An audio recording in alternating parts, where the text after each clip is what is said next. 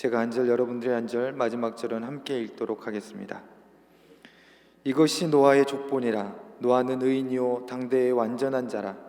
그는 하나님과 동행하였으며 그때 온 땅이 하나님 앞에 부패하여 포악함이 땅에 가득한지라.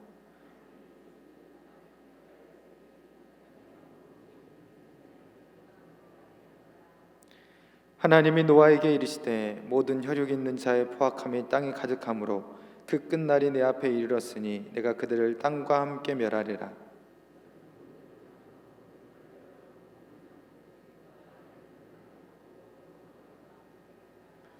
네가 만들 방주는 이러하니 그 길이는 300규빗, 너비는 50규빗, 높이는 30규빗이라.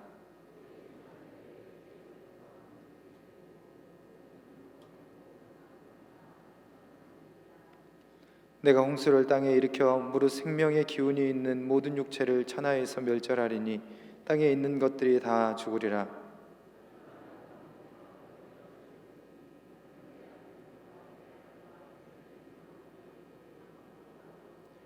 혈육에 있는 모든 생물을 너는 각기 암수 한 쌍씩 방주로 이끌어들여 너와 함께 생존을 보존하게 하되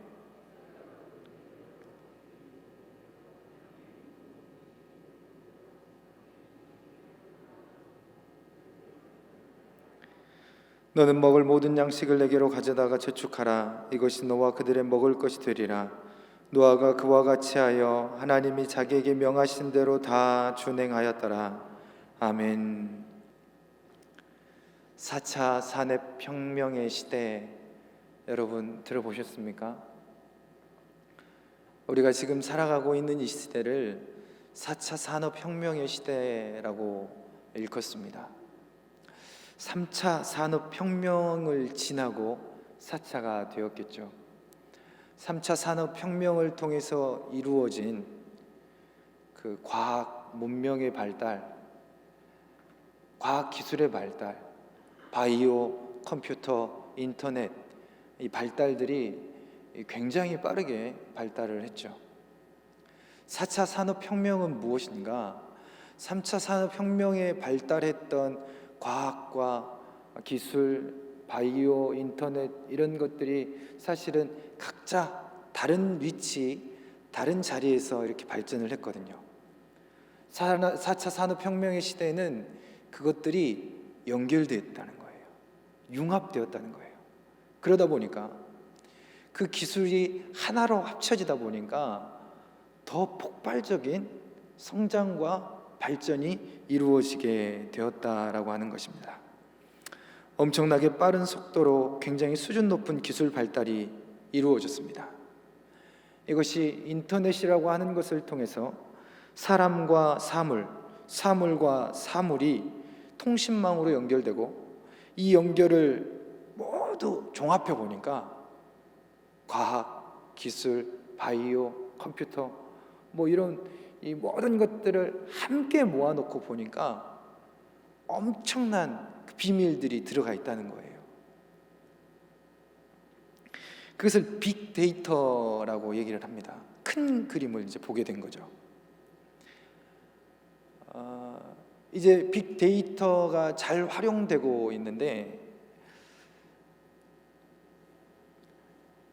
컴퓨터가요, 내가 좋아하는 게 무엇인지를 알고 있다는 거예요. 내가 싫어하는 게 무엇인지를 알고 있다는 거예요. 내가 말하지 않았는데, 내가 이것이 좋다고 말하지 않고 이것이 싫다고 한 번도 말한 적이 없는데 컴퓨터가 내가 지금까지 함께 그 컴퓨터에 접속했던 그 시간들, 그 접속했던 그런 내용들을 종합해 가지고 내가 좋아하는 것이 이것이구나, 내가 싫어하는 것이 이것이지, 이거를 아주 정확하게 알아내게 됐다는 거예요. 나의 모든 것들을 이제 알아버리게 된 거죠. 아마존이라고 하는 쇼핑몰이 있죠. 세계적인 건데요, 그들 캐치프레이즈가 아마존은 당신이 사기 전에 당신의 소포를 배송합니다. 내가 주문을 누르기도 전에 내가 사고 싶은 게 뭔지를 먼저 알아서 보내준다는 거예요. 여러분들 이제 그 쇼핑을 요즘은 인터넷으로 많이 하잖아요.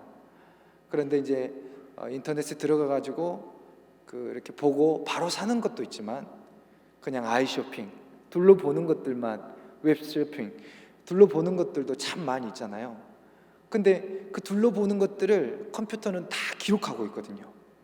그 기록들을 다 모아가지고 이 사람이 이 물건을 몇 분 동안 봤지, 주문하려다가 말았지, 뭐 이런 데이터들을 다 모아가지고 이 사람이 이걸 좋아하는구나, 이걸 필요로 하는구나, 또 이 사람이 지금까지 구매했던 내역들을 다 종합해가지고 이 사람은 이런 물건일 때 이 정도의 가격대를 사더라, 이것을 많이 봐가지고 이게 필요하긴 한데 가격이 조금 높구나, 마음은 간절한데 가격이 좀 높아가지고 고민하고 있구나, 이거를 다 파악한다는 거예요. 그래가지고 내 고민이 절정에 이르렀을 즈음에 요즘 혼자 날아다니는 이 헬기 같은 드론이라고 하는 게 있어요. 그 드론에다가 내가 원할 것 같은 그 상품을 내가 주문하지도 않았는데 우리 집으로 내 눈앞에 이렇게 보내준다는 거예요. 얼마나 깜짝 놀라겠어요. 내가 원했던 건데, 그러나 가격이 맞지 않아가지고 사지 못했던 건데, 그리고 메모를 딱 한 장 남겨놓는다는 것입니다. 마음에 안 들면 반품하시면 됩니다. 반품할까요, 안 할까요?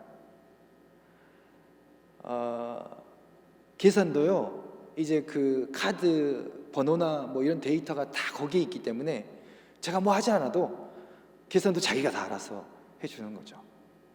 또 다른 예가 한 가지 있는데요, 유튜브를 요즘 많이 보잖아요. 유튜브를 여러분들이 많이 보면은 제가 하나를 보고 난 뒤에 그 다음에 제가 보았던 창 밑으로는 그것과 관련된 영상이 주르륵 뜹니다. 뭐냐면 이 사람이 선호하는 영상은, 즐겨 보았던 영상은 이런 영상이야, 그래서 관련된 것들은 이런 것들이야, 이걸 차례대로 보여주고 있는 거예요. 내 마음이 원하는 것을, 내 욕심과 욕망을 아주 잘 들여다보고 있는 것이죠. 그리고 교묘하게 그것을 자극합니다. 우리 욕심과 욕망을 자극하고 계속해서 그것으로 빠져들게 되는 거죠. 예를 들면 제가 스포츠에 대한 영상을 유튜브를 통해서 한번 보았잖아요. 축구에 대한 영상을 한번 보고 나면 그 다음 제가 또 축구를 검색하기 전에 유튜브를 켜자마자 거기 첫 번째 화면 그 밑으로 쭈르륵 따라오는 영상은 스포츠예요. 축구예요. 그러니까 저는 계속 거기에 집중하면서 살아가게 되는 거죠. 누구에게 집중해요? 나에게.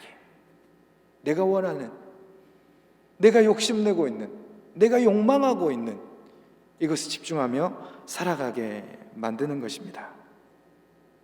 세상이 얼마나 우리의 내면을 정확하게 아는지 몰라요. 우리의 욕심과 욕망을 잘 알고 있는지 몰라요. 그리고 그 욕심과 욕망을 아주 교묘하게 자극하죠. 더 그 욕심에 따라 살도록, 욕망을 쫓아 살아가도록 만들어내고 있는 것입니다. 안타까운 것은 이 과학 문명의 발달로 인해서 정말 많은 정보가 쏟아지고 있고, 또 그것이 정확하게 우리의 삶을 굉장히 많은 편리함으로 안내해 가고 있지만, 그래서 이걸 빅데이터라고 얘기한다고 했잖아요. 그러나 정말 하나님께서 원하시는 이 빅피처, 하나님께서 원하시고 운행하고 또 이루어가고자 하시는 하나님 나라의 이 비밀에 대해서는 별로 관심이 없는 거예요. 나에게 집중하게 하고 나의 욕심과 욕망에, 우리 인간의 욕심과 욕망에 집중하게 하다 보니까 우리는 우리 주인 되신 그 하나님의 뜻을 놓쳐버리는 거예요. 그 하나님이 계획하시고 그 하나님이 원하고 계시는 그 하나님 나라의 그림은 놓쳐버리고 있는 거죠. 다행스럽게도 지금까지 이 이야기가 잘 이해가 안 되시는 분들이 많잖아요. 맞아요. 우리는 빅데이터가 뭔지, 4차 과학혁명이, 산업혁명이 무엇인지 잘 알지 못합니다. 그러나 이 자리에 있는 저와 여러분이 세상 돌아가는 것은 잘 모를지 모르지만, 그럼에도 불구하고 우리가 가장 정확하게 분명하게 알고 있는 것이 있습니다. 그것이 무엇입니까? 이 시대가 어디쯤인가? 지금이 어느 순간인가? 믿음의 사람들은 알 수 있는 것이죠. 특별히 코로나19의 엄청난 혼란의 시대를 지나면서 우리가 더욱 관심을 가져야 할 것은 이런 영적인 부분이에요. 이런 일들을 통해서 하나님께서 우리에게 알려주고자 하시는 뜻이 무엇일까? 이런 아픔과 어려움을 통해서, 이런 혼란들 속에서 하나님이 나와 우리에게, 이 교회에 알려주고 계시는 그 비밀은 무엇일까? 그것에 대해서 우리는 깊은 관심을 갖고 찾아가야 하는 것입니다. 우리는 어디로 와서 어디쯤에 있고 또 어디로 가는가? 그래서 지금 무엇을 중요하게 여기고 무엇을 위해 살아가야 하며 어떤 일에 우리의 삶의 중심을 두고 살아가야 하는가? 이것에 깊은 관심을 가져야 하는 것이죠. 오늘 우리가 함께 본 말씀은 원역사의 이야기입니다. 아주 오래전 이야기입니다. 하나님의 말씀이 살아있는 것은 이 말씀이 시공간을 초월하는 거예요. 아주 오래전 원역사의 얘기, 멀고 먼 얘기일지 모르지만 살아있는 이 하나님의 말씀은 그 오래전의 그 이야기를 가지고 지금 우리의 삶의 모습을 비추고 있는 것이에요. 그 말씀을 통하여서 지금 우리가 어디쯤인지, 어디를 향해 가야 하는지 이 말씀을 통해서 알려준다라고 하는 것입니다.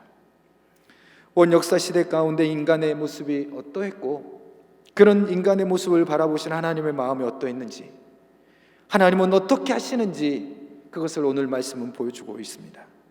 그리고 그 이야기를 통해서 현재 우리의 삶의 자리와 모습을 비춰주면서 우리가 무엇을 해야 할지, 어디에 삶의 중심을 두고 살아가야 할지, 무엇을 바라보며 살아가야 할지, 무엇을 위해 무엇을 세워가며 살아가야 할지 말씀은 우리에게 지금을 알려주고 있는 것입니다.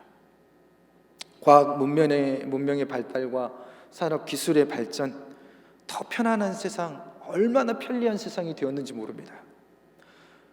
풍성하고 풍요로운 삶이 이어지고 있습니다.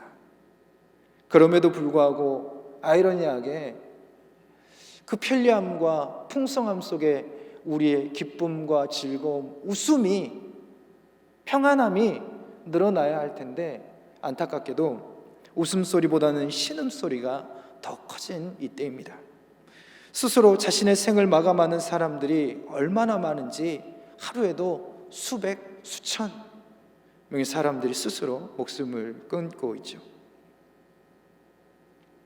창세기 6장 5절에서 6절, 여호와께서 사람의 죄악이 세상에 가득함과 그의 마음으로 생각하는 모든 계획이 항상 악할 뿐임을 보시고 땅 위에 사람 지으셨음을 한탄하사 마음에 간이 근심하셨다라고 기록하고 있습니다. 죄 때문이죠. 죄가 무엇입니까? 죄는 히브리어로 하마르티아라는 단어를 씁니다. 이 하마르티아라고 하는 단어가 담고 있는 본래 의미는 활시를 당겨가지고 관역을 향해서 그 활시가 날아가야 하는데, 목표를 향해서 날아가야 되는데 그 궤도에서 벗어나는 의미를 담고 있습니다. 이것은 곧 하나님이 우리를 이 땅에 있게 하실 때, 이 땅에 보내실 때 보내신 뜻과 목적이 분명하다는 거예요. 우리가 나아가야 할 방향이, 우리가 살아가야 할 삶의 의미에 그것이 하나님의 계획에는 분명하게 있었다라고 하는 것이죠. 우리가 나아가야 할 초점이 분명했는데 하나님은 그것을 위해서 우리를 스타트하게 하셨는데 그 방향이 자꾸 어긋난다는 거예요.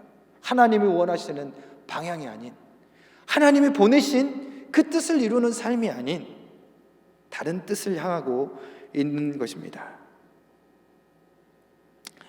하나님을 찬양하는 존재로, 하나님을 영화롭게 하는 사람들로 이 땅에 있게 하셨는데, 그 사명은 잊어버리고 그 본분은 잊어버리고 그 하나님을 뒤로하고 자신이 주인이 되고 자신의 욕심과 욕망을 앞세우며 그것에 매몰되어 그것만 바라보며 살아가는 시대라고 할 수가 있습니다. 그것은 원역사의 시대였던 이 노아 시대나 지금 우리의 삶의 순간을 지나고 있는 이 시대나 마찬가지 아닌가, 우리는 한번 비교해 보아야 하는 것이죠. 코로나 바이러스는 참 안타까운 일입니다. 이것에 대한 해석은 불분명합니다. 그리고 우리도 이것에 대한 이렇다 저렇다 해석이 굉장히 조심스럽습니다. 그러나 이 자리에서 하나님을 아버지로, 예수를 그리스도요 우리의 구주로 믿는 저와 여러분이 공감하고 공유할 수 있는 이야기가 있습니다. 우리는 이러한 일들을 예사롭게 여겨서는 안 되는 것이죠. 영적인 일들로 들여다보아야 합니다. 영적인 시선으로 바라보아야 합니다. 영적으로 해석해 보아야 합니다. 왜 그렇습니까? 우리의 삶의 모든 것들은 우연이 없기 때문입니다. 주인 되신 하나님의 섭리요, 계획이요, 또 그 하나님이 허락하셔서 있게 된 일들이기 때문입니다. 코로나가 있는 것은 그것이 우리에게 유익이든 무익이든 하나님의 허락하심이기 때문에 우리는 하나님이 왜 이것을 허락하셨는지, 이 일을 통해 우리에게 무엇을 말씀하시는지 들여다보아야 하는 것이죠. 어쩌면 죄악으로 가득해진 우리의 삶, 인류의 모습 가운데 노아 시대의 죄로 가득했던 그들의 모습을 보시고 한탄하시며 그들을 심판하시려고 했던 그 하나님의 뜻이 지금 우리의 삶의 순간에도 있지 않은지,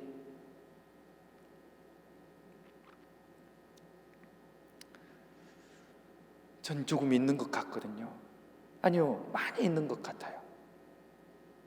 하나님은 죄로 가득한 그때 심판을 마음먹으셨습니다.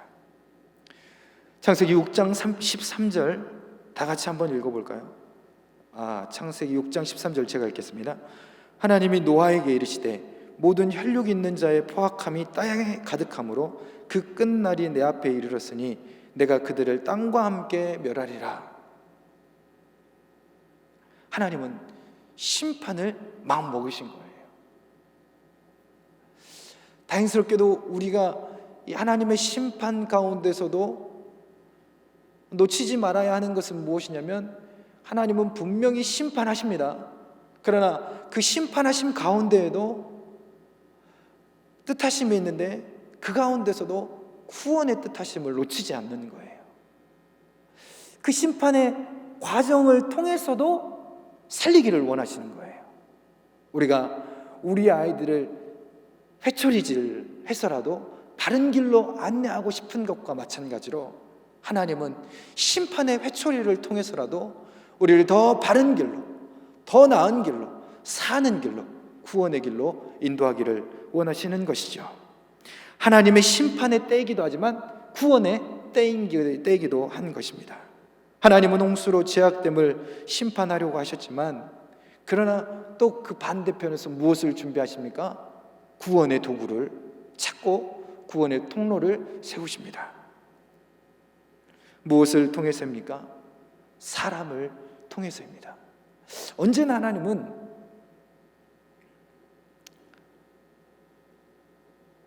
구원의 뜻을 두고 살아가시지만 그 구원의 뜻을 이루기 위해서 심판을 사용하셔요. 그 구원의 통로로 언제나 하나님은 하나님과 가까운 사람을 세우셨습니다.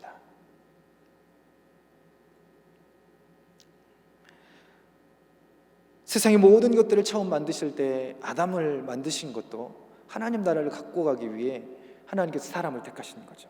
노아를 세우심도, 아브라함을, 야곱을, 이삭을, 요셉을, 모세를, 수많은 선지자들과 그리고 예수 그리스도를, 그리고 믿음의 사람들을 지금까지 이렇게 모두가 그렇지는 않지만 세워가심도 구원의 통로로 세우시기 위함입니다. 오늘 이 말씀을 통해서도 하나님께서는 그 심판의 때에 구원의 통로 사람을 세우고 있는 것입니다. 또 한 가지 방주를 짓도록 하고 있는 것입니다. 죄로 가득했지만 노아는 그렇지 않았다고 오늘 말씀은 말합니다. 창세기 6장 9절을 다 같이 읽어보겠습니다. 창세기 6장 9절 시작. 이것이 노아의 족본이라. 노아는 의인이요 당대의 완전한 자라. 그는 하나님과 동행하였으며. 사실 이 시대를 묵상하고 성경에 어디에서 이 시대를 들여다볼 수 있을까, 그리고 이 노아 시대를 생각하면서 말씀을 준비하려고 하는데 이 처음으로 보게 되는 이 말씀이 저에게 너무 부담으로 다가오는 거예요. 하나님이 정말 그 구원의 뜻을 두시고 사람을 세우시면서 사람을 통해서 일하시는 게 맞는데, 그래서 노아를 세우셨는데 노아가 이 말씀을 보니까 저에게 너무 부담스러운 거예요. 왜요? 의인이었대요. 완전했대요. 나는 아닌가 봐. 뭐 이런 부담감이 찾아와가지고 이 말씀 전하면 안 되나? 뭐 이런 생각이 들 때 다른 이제 그 주석을 찾아보니까 노아를 이 말씀에서 의인이라고 이야기하는데, 여기서 의인이라고 하는 것은 하나님 앞에 아무런 결격 사유가 없는 사람, 그런 것을 나타내는 게 아니라는 거예요. 상대적으로 당시 죄로 가득했던 이 노아 시대의 사람들에 비해 더 나은 사람이었다는 거예요. 조금 안심이 되시죠? 그가 그렇게 죄로 가득했던, 욕심과 욕망을 쫓아 그렇게 빨랐던 사람들보다 조금 더 나은 사람이었다는 거예요. 완전했던 사람이다 라고 하는 이 말씀도 하나님의 완전하심과 같이 완전하다 라고 하는 뜻이 아니라 부분적인 완전을 이야기한다고 합니다. 결론적으로 성경은 우리에게 노아는 당대의 의인이었다, 완전했다 라고 이야기를 하지만 그가 하나님과 같이, 하나님과 동일하게 그랬던 것이 아니라 당대에 죄로 가득했던 그 많은 사람들보다 조금 더 나은 사람이었다라는 의미가 있습니다.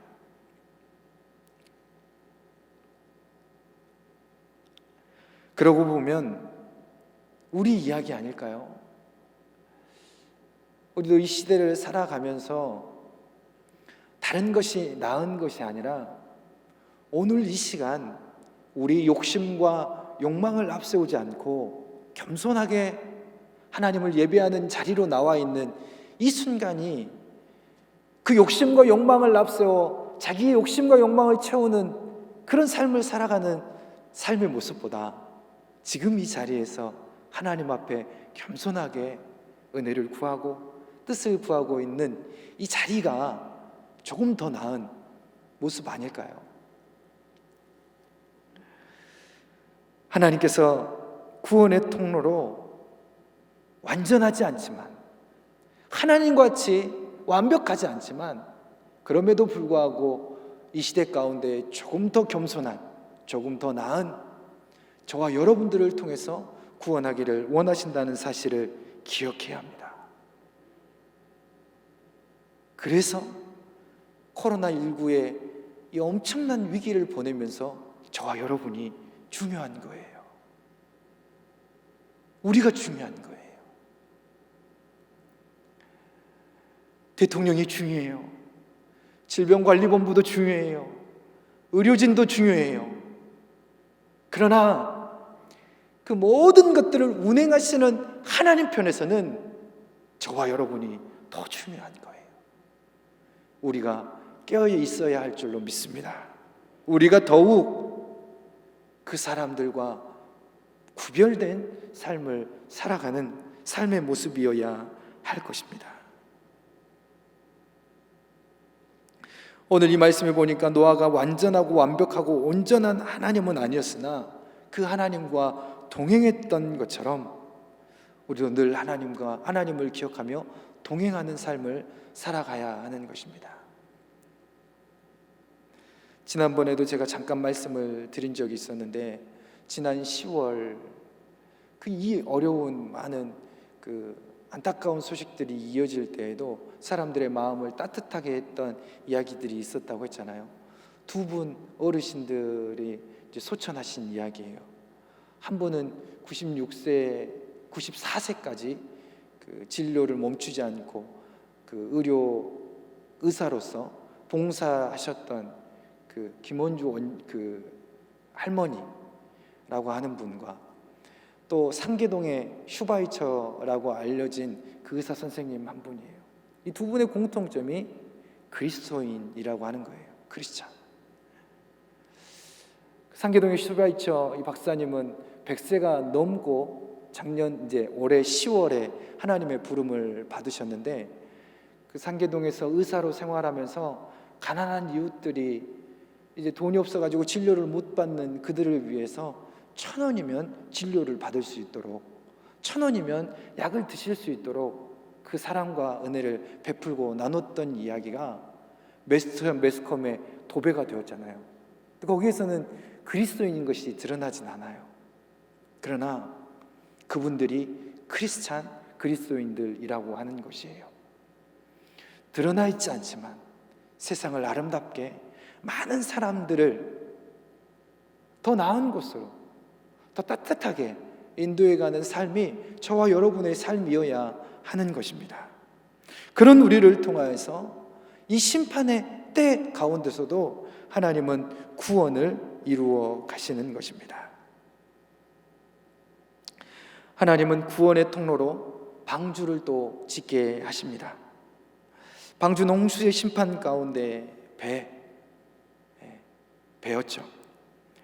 지금 이 시대와 영적인 부분 가운데서는 이 방주는 교회를 가리킵니다. 하나님은 교회를 통해 그 구원의 역사를 이루어 가시는 것입니다. 오늘 노아를 통해 방주를 짓게 하는 것처럼 우리도 날마다 구원의 통로, 영적인 방주, 교회를 더욱 든든하게 세워가는 이 일을 해야 하는 때입니다. 코로나19를 지나면서 교회는 많은 어려움을 만나게 되었습니다. 영상 예배를 드리면서 얼마나 많은 사람들이 사실 한 번, 두 번은 조금 간절했죠. 교회 가고 싶고 또 그렇게 함께 모여서 예배 드렸던 것이 그렇게 그립고 그랬지만 거듭하면 거듭할수록 그런 마음보다는 편안해지고 나태해지고 우리의 자세와 태도가 조금씩 하나님을 의식하기보다는 그냥 예배를 드리는 것이 아니라 이제는 예배를 보는 것에 그치고 말았죠. 교회는 필요 없다. 무교회주의자들이 여기엔 없지만 많은 사람들이 무교회주의로 돌아서고 있습니다. 가난한 교인, 교회 안 나가도 된다는 안 나가 교인들이 얼마나 많이 늘어나고 있는지 모릅니다. 이런 엄청난 위기, 어쩌면 심판의 때와 같은 이때에 우리가 분명하게 알아야 할 것은 무엇인가? 무엇을 통해 살아갈 수 있는가?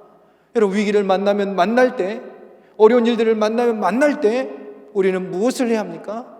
하나님을 더 바라봐야 합니다. 하나님을 더 가까이 해야 합니다. 교회를 더 가까이 해야 하는 것인데 그렇지 못한 상황들을 만나고 있는 것이죠. 교회는 건물이 아닙니다. 예수님을 그리스도로 고백하는 저와 여러분 한 사람 한 사람이 교회요. 우리의 모임이 교회입니다. 그렇지만 우리의 눈에 보이는, 그래서 느낄 수 있는 교회 건물 아주 중요합니다.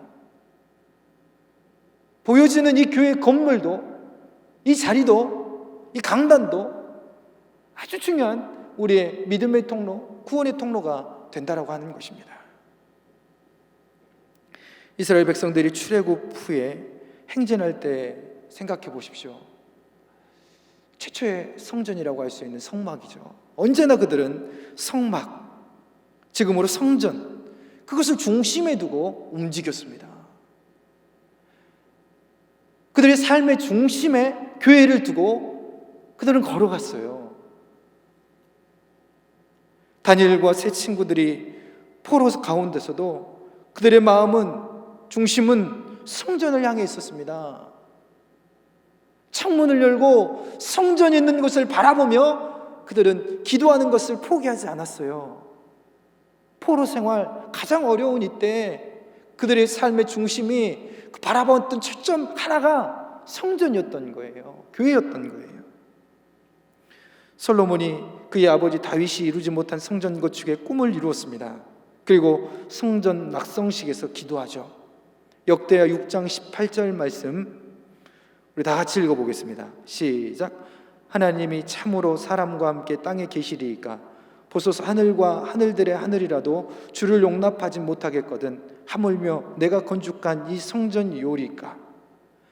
이 말이 무슨 뜻이냐면요, 솔로몬이 알고 있었어요. 하나님을 이 성전 안에, 자기가 그렇게 지은 성전 안에 하나님을 그렇게 할 수가 없다는 것을, 하나님은 그곳에만 머무르는 것이 아니라는 것을 솔로몬은 분명히 알고 있었어요. 감히 그 만들어진 성전 안에 하나님을 다 이렇게 할 수 없다는 것을 알고 있었어요. 하나님은 무소부재하시다는 것을, 어디에든 있다는 것을 알고 있었어요.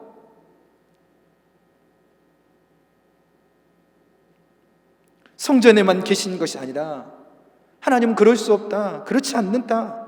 그런데 하나님, 그리고 그 하나님을 향해서 이렇게 기도합니다. 6장 20절 21절입니다. 주께서 전에 말씀하시기를 내 이름을 거기에 두리라 하신 곳 이 성전을 향하여 주의 눈이 주야로 보시오며 종이 이곳을 향하여 비는 기도를 들으시옵소서. 주의 종과 주의 백성 이스라엘이 이곳을 향하여 기도할 때 주는 그 간구함을 들으시되 주께서 계신 곳 하늘에서 들으시고 들으시사 사하여 주옵소서. 이후에도 이 기도는 계속 이어지거든요. 이 성전에서 기도할 때 우리를 용서해 주시고, 이 성전에서 기도할 때 우리를 지켜주시고, 이 성전에서 기도할 때 전쟁에 승리하게 해주시고, 이 성전에서 기도할 때 우리가 어디에 있든지 우리와 함께 해 주옵소서.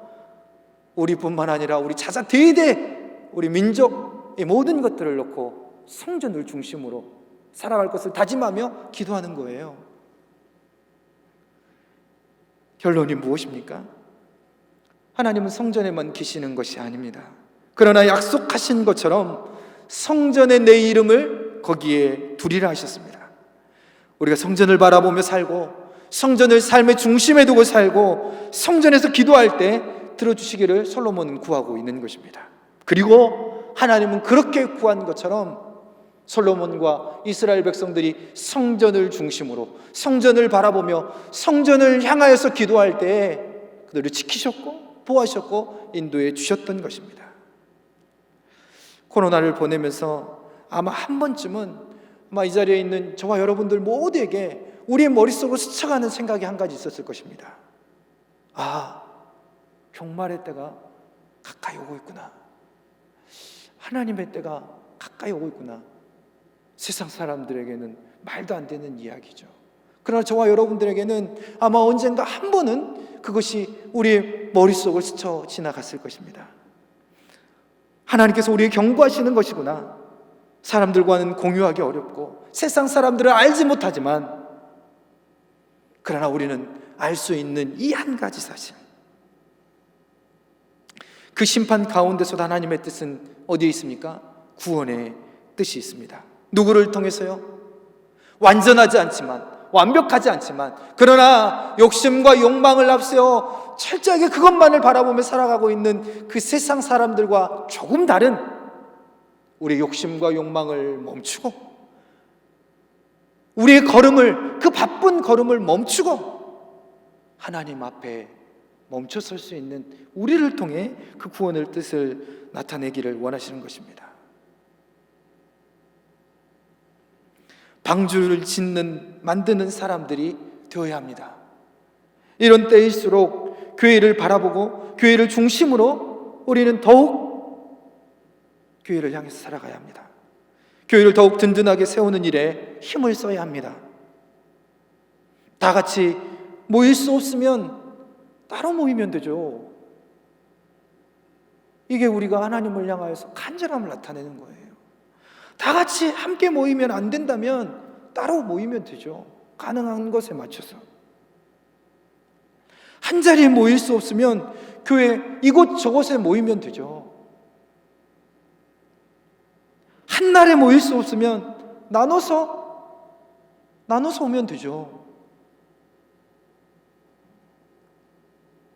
왜요? 하나님의 이름이 거기에 있기 때문입니다. 하나님의 관심이, 하나님의 계획하신 구원의 통로가 교회 성전에 있기 때문입니다. 우리가 아무리 신실한 믿음의 가정을 이루고 있어도 교회만 못합니다. 우리가 아무리 예배를 신실하게 드린다 해도 이곳에서 드려지는 예배만큼 아니 그러지 못할 것입니다. 왜냐하면 이 안에 하나님의 시선이, 관심이, 기름 부으심이 있기 때문입니다. 오늘 함께 본 마지막 말씀을 읽고 말씀을 마치겠습니다. 6장 22절 다 같이 읽겠습니다. 시작. 노아가 그와 같이 하여 하나님이 자기에게 명하신 대로 다 준행하였더라. 우리가 해야 할 일이 여기 있습니다. 어렵고 힘든 이때, 믿음 흔들리는 이때 더욱 하나님과 동행하고, 교회가 안 된다고 하는 이때, 교회 가면 안 된다고 하는 이때, 교회 모이면 안 된다고 하는 이때 더욱더 우리의 시선을 교회로 향하고, 더욱더 우리의 마음을 교회에 두고, 더욱더 교회에 나오는 것을 사모하면서, 다 같이 나오라는 얘기 아닙니다. 여러분들 다 같이 못 나온다면 한 번씩 걸러가면서 교대로 나올 수도 있고, 그런 간절함으로 우리가 설 때에 하나님은 우리를 통해, 교회를 통해 이 위기를 넘어가게 하실 줄로 믿습니다. 그 믿음으로 그 하나님의 구원의 뜻을 이루어내실 줄로 믿습니다. 기도하겠습니다.